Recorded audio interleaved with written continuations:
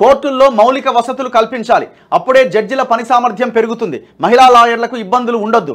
గతంలో మరుగుదొడ్లు కూడా ఉండేవి కాదు. ఇప్పటికీ కొన్ని జిల్లా కోర్టుల్లో ఇదే దుస్థితి. రాష్ట్ర చరిత్రలో మైలురాయిగా కొత్త high court. CJI justice DY Chandrachud వ్యాఖ్యలు. నూతన హైకోర్టు నిర్మాణానికి శంకుస్థాపన. తరతరాలు నిలిచేలా కొత్త హైకోర్టు భవనం. రాష్ట్ర high court CJ justice Alok Aradhe high court భవనానికి శంకుస్థాపన చేసిన సిజేఐ జస్టిస్ డివై చంద్రచూడ్. చిత్రంలో హైకోర్టు సీజే అరాధే. ఇక్కడ పాయింట్ ఏంటంటే హైకోర్టు కొత్త బిల్డింగ్ కట్టాలన్న ఒక ప్లాన్ ఇప్పుడున్న ప్రభుత్వం చేస్తూ ఉన్నది. సంతోషం, బాగున్నది. ఎక్కడ భూములు తీసుకుంటున్నారు? అక్కడ అగ్రికల్చర్ యూనివర్సిటీకి సంబంధించిన భూముల్లో వీళ్ళు కోర్టు కడతా ఉన్నారు.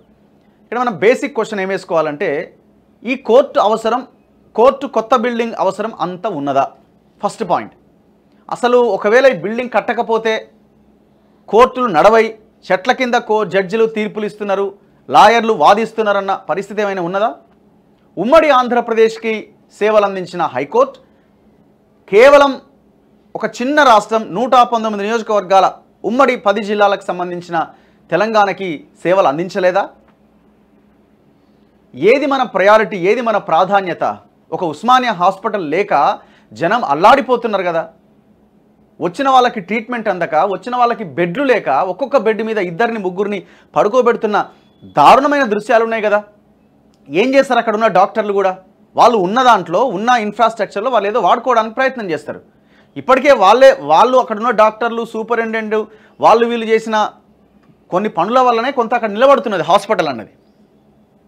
ఇంతవరకు ఆ ఉస్మానియా హాస్పిటల్ కట్టాలన్న ఆలోచన మీకు రావట్లేదే? ఏమనంటే కోర్టులో కేసులు ఉన్నాయి. అరే కోర్టులో కేసులు ఉన్న వాటిని పరిష్కరించిన సందర్భాలు లేవా?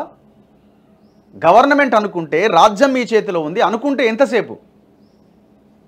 ఎంత ఘోరం అంటే అసలు ఆ కోర్టులో కూడా ఎక్కడో లిస్ట్ అయి ఉంటుందట ఈ కేసు. అది వచ్చేలోపు సమయం అయిపోతుంది. మళ్ళీ వచ్చే వారం, లేకపోతే ఇంకా నెల రోజులు, 2 నెలలు అట్లా వాయిదా పడుతూ వస్తున్నది. జనం చచ్చిపోతూ ఉన్నారు. మీకు హైకోర్టు ఇప్పుడు ముఖ్యమైపోయింది. ఒకసారి ఆలోచించండి. అంత అద్భుతమైన బిల్డింగ్ ఉన్నది, వ్యవస్థ ఉన్నది. ఇప్పుడు అక్కడి నుంచి తరలించి ఏం చేస్తారు? అక్కడి నుంచి తరలించి మళ్ళీ 100 కోట్లు ఖర్చు పెట్టాలి కదా దానికోసం. అదేదో ఒక హాస్పిటల్ కడితే 100 మంది జీవితాలు నిలబడతాయి కదా. సో గవర్నమెంట్స్ ప్రయారిటీ ఏంటి అన్నదే ఇక్కడ వాళ్ళ దృష్టి లోపిస్తూ ఉన్నది.